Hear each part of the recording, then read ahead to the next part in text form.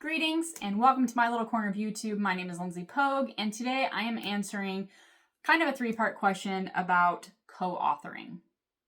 Readers often ask me what it's like to co-author, and if you haven't read any of my co-authored stories, here's a little quick rundown. So in the Savage North Chronicles world, there are other series which I wrote with Lindsay Sparks.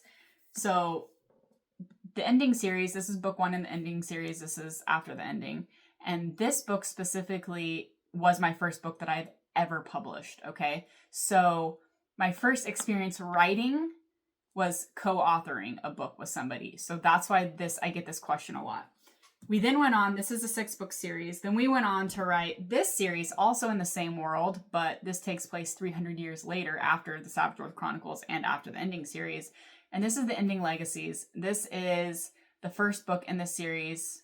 This is The Raven Queen.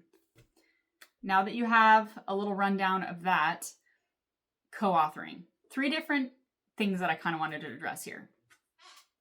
So after 2 co-authored series and so far 6, 7, 8 co-authored books, I don't think I'm forgetting anything.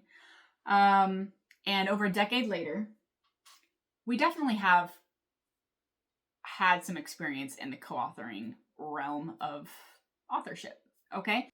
To answer the question, what is it like to co-author a book? One of the questions specifically, it was broken into questions. One of them specifically was, is it challenging to co-write a book? I want to say yes, it's very challenging because you are working with somebody who has completely different personality, writing style, way of thinking and processing, way of writing, all of this, okay? But does that mean it's a bad thing? No, it doesn't mean it's a bad thing.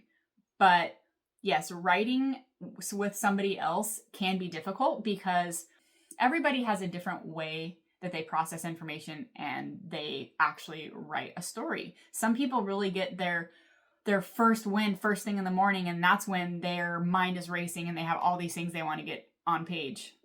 That's me. Some people really like to write late at night when the house is quiet, and that's when they can really settle into their story. Some people, they prefer writing a little bit every day, and some people do it in spurts. They won't write for 2 weeks and then they'll write 5, 10, 15 chapters. So everybody is a little bit different. And so I think that when you talk about co-authoring and its challenges, definitely coming to terms with the fact that you have 2 different personalities working on one project, and so you need to be kind to yourself and to them and really acknowledge the fact that as long as we're communicating and as long as we're, working together, we'll get it sorted. You have your time to write, I have my time to write. Sometimes it works out really well and you can swap chapters back and forth and you're all on the same page the whole time, but life happens. People have kids, people have date nights, so I think it's just really important to go into any sort of co-authoring partnership with the understanding of there are going to definitely be challenges. So, and I just used timing and the muse and when you have time to write as one of many examples, right?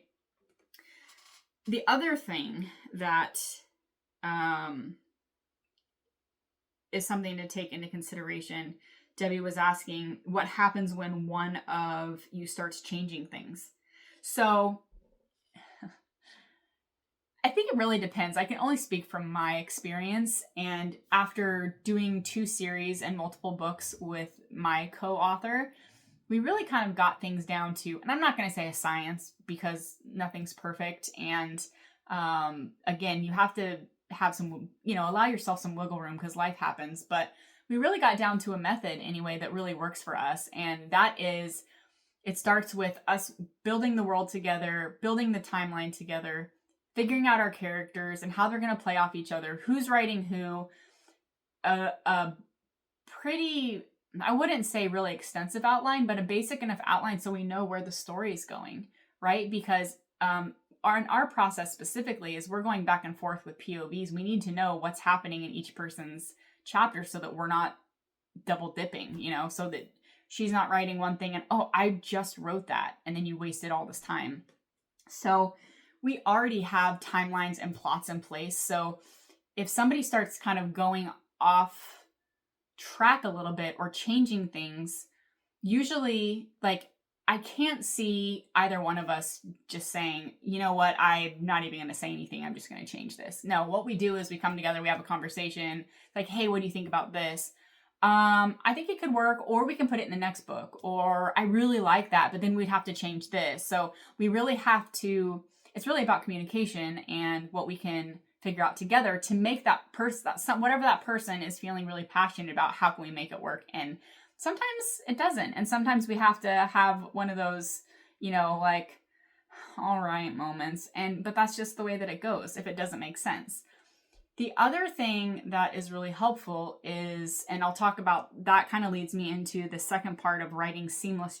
She's asked specifically about seamless transitions between, not only is it two authors writing two different characters, but you're telling the story through two different perspectives. How do you make the transition between the chapters seamless? And beta readers come into play a lot here. So not only do we read each other's chapters, which also helps us to kind of keep in mind our character voices. I could maybe say, well, I don't think Jake would say that, or that doesn't seem like a Zoe thing to say. Maybe she would say something like this, and vice versa. It really kind of helps to keep the flow going and make it seem like our characters aren't written by two different people. We can also pick up things in the timeline like, I just realized like 5 chapters ago we said X, Y, and Z. We better change this. On top of that, though, the beta readers, they will do a round when we're finished, and they are really great with saying, this doesn't sound right, or this doesn't sound like you, or this doesn't sound right for the story, or I think you said that this power wasn't allowed and now, or didn't exist, and now it's in here, or you already used this name 3 times. And that sort of thing is really helpful when beta readers catch that stuff, because we have so many moving parts, especially when you're creating a world together. There's so many different things after so many different books to keep in your brain. And even though we have what we call a story Bible or a world Bible, where we have a spreadsheet that has multiple tabs, and it will say like, these are all the names we use. These are all the animal companions and where they came from. This is the description of what everybody looks like. These are the character traits. This is the age of everybody. These are the locations they go.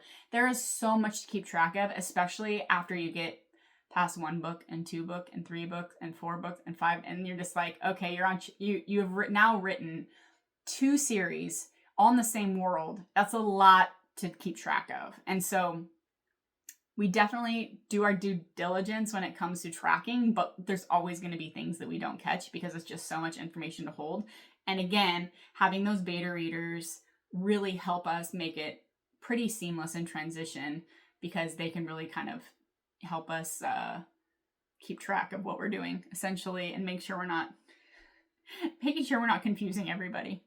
So there you have it. I hope that kind of gives you a little sneak peek into co-authoring, some of the challenges and some of the really fun things too, because it's really nice to have somebody to celebrate with and to share your fears with, and it's really nice to have someone to share your fears with as well as celebrate with you when there are amazing successes. So hope you enjoyed this little Q&A, and if you have any questions for me to answer, be sure you put them in the comments below. And like and subscribe so you will be alerted to my next video. I'll see you guys next time. Until then, happy reading adventures.